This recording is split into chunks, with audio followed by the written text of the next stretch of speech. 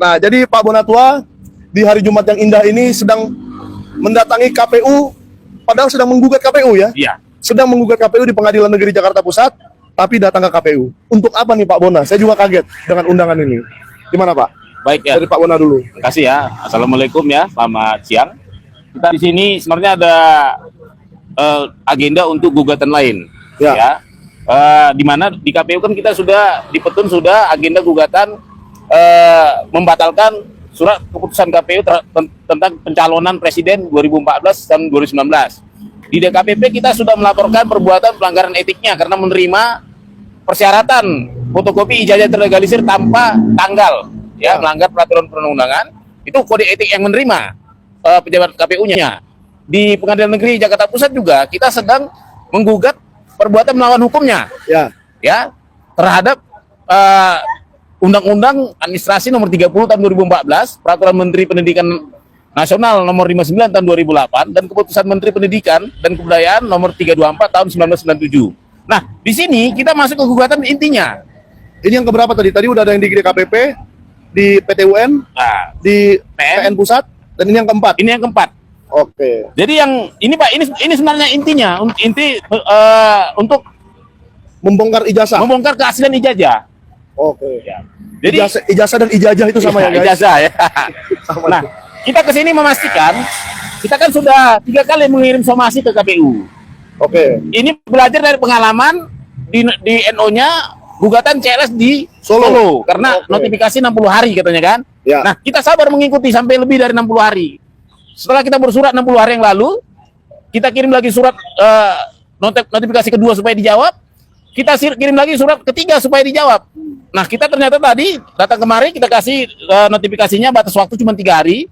Ternyata mereka belum punya jawabannya, ya. Oke. Akibatnya ya minggu depan kita sudah bisa pastikan ya Pak ya, bersama Pak beliau Toko Publik Bang Marwan, Forum TNI Pak Lasma Muryono sama Jenderal Sunarko ya. Kita akan lakukan gugatan CRS. Oke. Yaitu gugatan supaya pertama hakim memerintahkan agar KPU mencari arsip fotokopi terlegalisir ijazah atas nama Joko Widodo tahun 2005 dan 2010 yang dinyatakan hilang. Oh, di KPU Solo. Di KPU Solo. Kenapa ini penting? Karena isunya di situ adalah insinyur, doktorandus, bukan insinyur. Kenapa hilang arsip sepenting itu? Ya. Itu harus hakim nanti memerintahkan supaya dicari. Bila perlu dibuat pengumuman besar, namanya dimasukkan namanya ke istilah DPA, daftar pencarian arsip. Seperti DPO ya? DPO lah, DPO sama DPA. Daftar pencarian orang, ini daftar pencarian arsip. Iya, karena arsip itu punya roh. Waduh. Roh masa lalu yang menceritakan apa yang terjadi di masa lalu. Berarti menurut Pak Bona sepenting itu? Menurut saya itu paling penting. Itu jati diri negara. Jati diri Warga Kota Solo ya? Kota Solo. Siapa wali kotanya? Berarti sekarang identitas Kota Solo ini semakin nggak jelas karena kehilangan arsip itu ya? Berarti mereka tidak menghargai wali kotanya. Ya. Ingin menghilangkan sejarah wali kotanya. Ya, betul. Kan itu simpel saja ya. Wali kota mungkin Kota Solonya tidak tertarik untuk menampilkan pendidikan wali kotanya sebelumnya. Ya. Dengan menghilangkan arsip itu. Betul. Nah, yang kedua, yang terpenting adalah kita juga memaksa melalui hakim ya supaya KPU melalui undang-undang kearsipan ini ya. Oh, ini undang-undang kearsipan di print ya? Iya, Setebal ini. setebal ini. Supaya KPU menyerahkan arsip-arsipnya yang dari 2005, 2010, 2012, 2014, 2019 menyerahkan ke ANRI. Oke. Nanti ANRI harus memeriksa keaslian arsip-arsip yang itu disandingkan dengan keaslian dari sumber asli fotokopi. Ya. Jadi nanti melalui undang-undang ini kita berharap Bapak Joko Widodo menyerahkan aslinya sesuai dengan undang-undang. Ada di pasal 69 ya, kebacakan ya. Lembaga kearsipan berwenang melakukan autentikasi arsip statis dengan dukungan pembuktian. Pembuktiannya ini di bawah aslinya. Oke. Nah, ini nanti kalau publik mau lebih jelas, baca nanti di peraturan Kepala ANRI nomor 1 tahun 2023. Di situ jelas disebut bahwa autentikasi harus dilakukan dua hal. Pertama, fotokopinya, dan kedua sumber asli fotokopinya itu harus diautentikasi. Harus dibawa. Harus dibawa. Nah, nanti kalau ternyata nanti ANRI sudah mengautentikasi, ternyata ada publik yang tidak puas karena ini produk TUN, publik nanti bisa menggugat, meminta supaya diautentikasi di laboratorium yang diinginkan oleh penggugat. Oke. Bisa aja nanti kita warga negara ingin ke Jerman atau kemana seperti itu. Tidak masalah karena ini produk TUN. Tata usaha negara. Iya. Oke. Dan yang ketiga kebetulan ini terkait dengan surat kita Untuk yang kemarin ditun kan kita sudah tolak ya. Ya. Ditolak hakim, dismisal dan kita cabut. Nah, untuk mengulang kembali yang ditun, kita berbuat surat, mengirim surat. Nah, setelah surat ini kita kirim, nanti kita akan langsung minggu depan juga lanjut lagi ulang tunnya. Oke, jadi itu yang di PT UN kemarin dicabut bukan berarti Pak Bonatua menyerah ya? Bukan, justru kita menyempurnakan kekurangan kita. Oke. Jadi memang dulu ada hakimnya bilang itu 90 hari telat. Nggak boleh diteruskan, tapi kita memaksa. Ya. Sebenarnya bisa ada triknya begini, bersurat dulu supaya ibaratnya membangkitkan yang mati. Ya, ini namanya membangkitkan yang mati. Dengan begitu nanti unsur 90 hari kita sudah lewati. Ya, 90 harinya dihitung sejak tanggal ini. Tanggal 20 ini. Oke. Plus 10 hari ya. 10 hari kan mereka punya waktu jawab 10 hari kerja, tapi nggak dijawab-jawab juga nih. Makanya kita sekarang berhak sudah punya starting point untuk melanjutkan ke petun. Oke. Itu. Sebelum saya ke bapak-bapak yang membersamai, saya mau tanya Pak Bona. Kemarin kan kita sempat ke DKPP yang saya dijadikan saksi, padahal menyaksikan sedikit saja, nggak apa-apa. Di mana ketua KPU yang masih aktif sekarang datang. Ya. Semua komisioner KPU datang dan mereka mengaku mereka sendiri sudah membaca langsung Ya. surat-surat dari Pak Bonatua. Berarti kan mereka sudah punya perhatian khusus Ya. terhadap surat kalau datangnya dari Bonatua Silalahi, kira-kira begitu. Nah, menurut Pak Bona kenapa surat ini dari 15 April? Mana tadi? Ada yang 15 April kan, Pak? Iya. Nah, menurut Pak Bona ada apa dengan surat yang satu ini kok apa belum dibaca? Apa masih dipikir-pikir? Apa memang susah untuk dijawab surat ini? Sebenarnya apa ya? Mereka tadi sudah jawab, sudah dibaca. Ya. Tinggal prosesnya. Karena memang ya ini kan agak sedikit hati-hati lah ya. Oke. Nah, karena ini berhubung hukum. Kita juga nggak perlu penting-penting amat sebenarnya minta jawaban mereka. Karena ini hanya untuk menekan tombol perang saja. Ya, Dijawab atau tidak, itu menekan tombol perang di pengadilan. di pengadilan. Sudah terpenuhi unsur tanggalnya. Ya. Nah, makanya kita memastikan kalau memang ada jawaban ya bagus, berarti ada yang mau kita sidangkan jelas. Tapi kalau tidak ya terpaksa nanti triknya agak berbeda gitu. Oke, terpaksa nanti mereka jawab di persidangan saja. Iya, Oke. dan butuh sesi khusus jadi menjawab. Oke. Gitu. Nah, mungkin saya ke Pak Marwan dulu ya, karena jarang-jarang nih Pak Marwan saya lihat datang ke KPU begini. Apa yang spesial dengan suratnya Pak Bonatua sehingga Pak Marwan mau langsung turun? Ya, saya kira kita bicara ijazah Jokowi itu masih belum jelas prospeknya itu akan tuntas atau tidak. Ya. Justru saya khawatir dari klaster 2 yang dijadikan tersangka oleh Polda Metro Jaya. Polda Metro yang digugat Jokowi itu ada prospek untuk akhirnya damai. Saya tidak menuduh, tapi saya mengkhawatirkan. Oke. Sehingga kalau akhirnya damai, maka pembuktian ijazah atau pokok perkara itu tidak akan pernah diproses. Nah, sementara kalau dari klaster 1, mereka ini terus dizolimi. Tapi dari Polda, misalnya itu untuk penyerahan ke kejaksaan itu tidak jelas kapan. Ya kan? Harusnya sudah bisa ya. Ya, kalau memang akhirnya ini diulur-ulur, yang tadi itu ada prospek damai, maka kita ke pokok perkara itu akhirnya tidak akan sampai. Nah, saya melihat ini ada prospek. Dan yang penting sebetulnya kita tidak mau berhenti dengan agenda skenario yang dijalankan oleh geng Solo. Terutama ini Jokowi, oligarki, dan juga yang didukung oleh Polri. Kita tidak mau untuk akhirnya nanti pokok perkara itu tidak tuntas. Tidak disidangkan, ya? Tidak disidangkan. Maka kita melakukan ini. Yang penting ini terus hidup.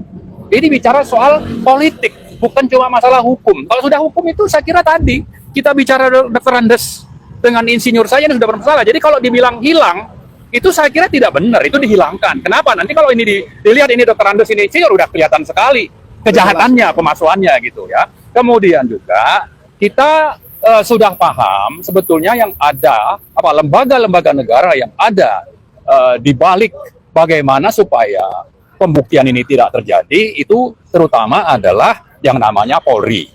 Bagaimana Polri bisa menyatakan ini bisa menjadi dasar untuk teman-teman kita itu dihukum dengan yang 2 klaster tadi dengan menyatakan ijazahnya identik. Sementara Polri ini bukan lembaga yang punya wewenang untuk menyatakan ini palsu atau asli.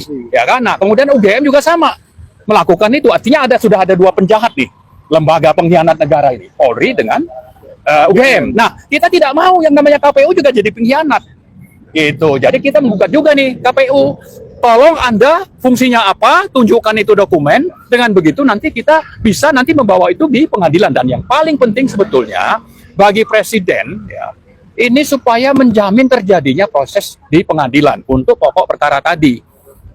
Saya yakin Presiden bisa nih mengintervensi KPU misalnya, atau mengendalikan Polri untuk supaya tadi pokok perkara itu bisa benar-benar disidangkan di pengadilan dengan pengadilan yang benar, yang sesuai dengan prinsip-prinsip pro justisia. Itu yang kita inginkan sebetulnya. Oke. Ya. Bapak percaya bahwa mayoritas masyarakat Indonesia menginginkan pembuktian itu? Oh, sangat-sangat percaya.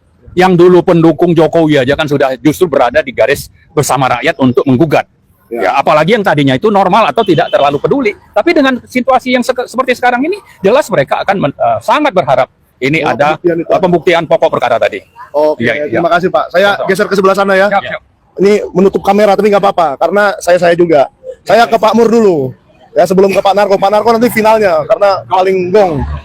Nah, Pak Mur, saya kan sudah melihat Bapak ikut menggugat bersama Pak Bona di PN Pusat dan sekarang ikut lagi di gugatan yang melawan KPU ini. Sebenarnya apa sih pemikiran dari para purnawirawan TNI? Kenapa ijazah ini penting sekali gitu? Kalau masyarakat kan mungkin ada yang merasa dibohongi karena selama ini memilih atau tidak memilih, tapi ternyata kok bisa lolos. Kalau dari TNI sendiri, purnawirawan TNI bagaimana Pak? Ya, makasih. Jadi gini, pertama kami melihat bahwa permasalahan ijazah Jokowi ini jelas kalau ini terbukti bahwa itu palsu adalah kejahatan terbesar di Indonesia, mungkin di dunia. Ada seorang presiden yang mempersyaratkan masukkan dengan syarat ijazahnya palsu. Ini kejahatan terbesar dan ini kejahatan luar biasa menurut kami. Oleh karena itulah kami tidak akan bosan-bosannya dan kami tidak akan berhenti sampai ini terbukti. Karena kami kan bilang bahwa ini ijazah palsu ya, kami ingin buktikan bahwa ijazah ini palsu. Ini sampai terbukti. Nah, walaupun di sebelah sana mengatakan bahwa asli, bahwa Polri juga mengatakan bahwa identik, UGM juga menyatakan ijazah asli. Nah, mari kita buktikan di persidangan, di pengadilan lah yang akan memutuskan ijazah itu asli atau palsu. Ini kami tidak mau berhenti. Kami ingin sampai terbukti palsu atau asli. Oke. Sampai Yang penting sampai ada pembuktian di persidangan. sampai ada pembuktian persidangan. Jangan berhenti. Kita melihat ada beberapa teman-teman yang mulai berhenti dan mulai melemah. Ini kami tidak akan. Dan kami dari forum, terutama forum Purnawirawan Prajurit TNI, tetap akan melangkah untuk kita bersama-sama dengan rakyat untuk kita buktikan secara transparan, terbuka bahwa pengadilan yang akan menentukan bahwa ijazah Jokowi ini asli atau palsu. Kalau ini palsu, ya ini sudah jelas ini kejahatan luar biasa. Itu hukumannya penjara itu. Hukum mati malah. Iya, itu udah pembohongan luar biasa itu, luar biasa sekali. Ya, Tapi oleh karena itu kami tetap tempuh. Maukah itu ke Petun, maukah itu ke CS kemana saja, maukah itu ke DKPP, kami tetap mengawal. Kami tetap membersamai Pak Bonatua untuk kita bisa. Jadi melalui jalur hukum ya Pak? Pasti Melalui jalur hukum yang konstitusional. Nah, kalau yang sudah Bapak lihat dari pengadilan yang satunya Pak, di PN Pusat, kan sudah melalui proses mediasi 4 kali ya? Sudah 4 kali, dan tergugatnya juga sama KPU. Kalau Bapak melihat KPU di dalam perkara itu seperti apa sikapnya? Dan apakah mereka akan mau dengan baik-baik menyerahkan dokumen ini dan supaya ini diautentikasi Pak? Ya, jadi yang di gugatan kami di Jakarta Pusat itu jelas-jelas KPU, Bawaslu, dan UGM itu tidak punya niat baik untuk kita menyelesaikan dengan sebaik-baiknya. Kami kan mengajak sebenarnya sesuai jalur hukum, secara konstitusional untuk kita sama-sama membuktikan bahwa legalisasi ijazah Jokowi yang dipakai dari awal 2005 ya, 2010, 2012 sampai 2014, 2019 itu legalisasinya tidak sah. Dan tanda tangannya pun kami ragukan. Oleh karena itulah kepada mantan Dekan Kehutanan Prof. Naim dan Prof. Budiadi, kami minta hadir tuh untuk itu. Kami ingin bertanya, Prof, apakah ini betul-betul tanda tangan Anda? Kalau itu betul Anda mengakui itu tanda tangan, itu sudah benar. Yang berikutnya adalah, Prof, kenapa tidak ada tanggal, tahun, bulan, dan tahun? Itu melanggar persyaratan aturan di legalisasi sebuah ijazah. Itu sudah jelas melanggar undang-undang dan peraturan Menteri Pendidikan dan Kebudayaan. Oke, berarti memang karena ada keanehan Bapak bersama Pak Bonatua menggugat ya? Bukan karena alasan pribadi atau apa ya, seperti dituduhkan orang. Saya nggak kenal sama mereka. Yang saya kenal dia tuh mantan presiden. Saya malu terus terang. Punya presiden kok Pembohong. Pembohong. Ya, Itu soal tidak boleh. tanggal aja. Iya, itu kan legalisasi untuk mempermudah aja supaya itu diterima persyaratannya ketika mencalonkan diri sebagai pejabat negara. Oke Pak. Nah sekarang saya ke Pak Narko karena kita mengejar waktu sholat Jumat Pak ya. Ya udah teriak tuh, udah betul katanya. Nah Pak Narko, ini saya bertanya sebagai sesama orang Medan nih Pak.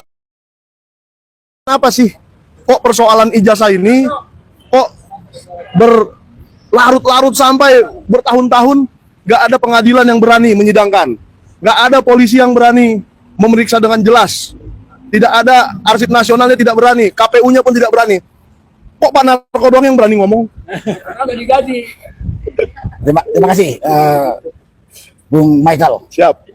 Kami dari Purnawirawan mengikuti semua proses hukum untuk mengusut ijazah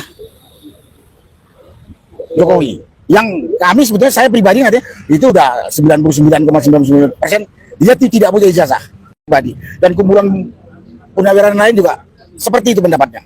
Sehingga bukan hanya Pak Bonatua ini aja. Kasus Roy Tipa kita di dalamnya sana. Kasus Rizal Rustam dengan Kurnia saya di sana, di dalamnya sana juga. Kemudian waktu Pak Subhan Palal mengejar saya, kita ada. Karena apa? Itu tanggung jawab kami warga negara yang sekarang masih hidup. Walaupun sebenarnya kami itu sudah punya kesimpulan sementara. Ya. Semua proses ini adalah dagelan penegakan hukum dan permainan politik kotor. Menurut saya pengusutan dan pengejaran ijazahnya Jokowi ini adalah dagelan penegakan hukum dan permainan politik kotor. Kenapa sekarang kita kejar? Tadi sudah dijelaskan secara rinci. Di KPU ini, termasuk di KPU di Solo Dan Jakarta tentunya. yang namanya arsip ijazah Jokowi untuk pemilu untuk pilkada wali kota 2005 2009 nggak ada. Dan kita dapat banyak sumber di sana dia menggunakan gelar Dr. Andes. Dokter Andes ya Pak. Nah, begitu pindah dia menjadi gubernur jadi insinyur. Itu sudah indikasi kuat dia melakukan pemalsuan atau dia tidak punya ijazah. Sampai ke presiden di 2014, 2019, 2019 itu fotokopi ijazahnya dilegalisir tanpa tanggal.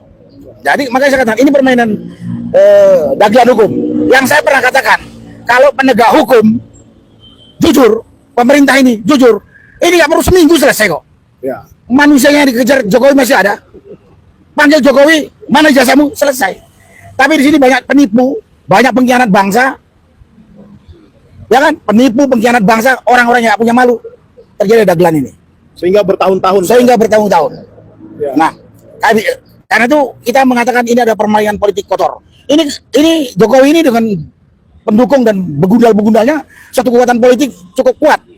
10 tahun dia udah berkuasa. Ya. Udah menyiapkan orang, menyiapkan organisasi, Di berbagai tempat ya, Pak. menyiapkan anggaran cukup besar. Ya. Sekarang kami sebagai warga negara udah malu kepada dunia internasional. Ya. Punya presiden berijazah palsu. Sudah malu kepada dunia internasional, bukan hanya di dalam negeri saja. Punya presiden berijazah palsu. Ya. Tapi yang Bapak lihat, yang Bapak bilang dagelan penegakan hukum ini, apakah ada mungkin nih oknum-oknum aparat yang masih takut? Misalnya nih, waduh, yang mau diproses Joko Widodo presiden nih. Antara dua. Takut gitu Pak? Takut atau sudah terbeli atau dibayar. Oke, takut atau terbeli atau dibayar. Contohnya kasus yang sekarang dihadapi oleh Roy dengan Tipa. Ya. Tadinya ada si Rismon di situ. Satu sudah membelot.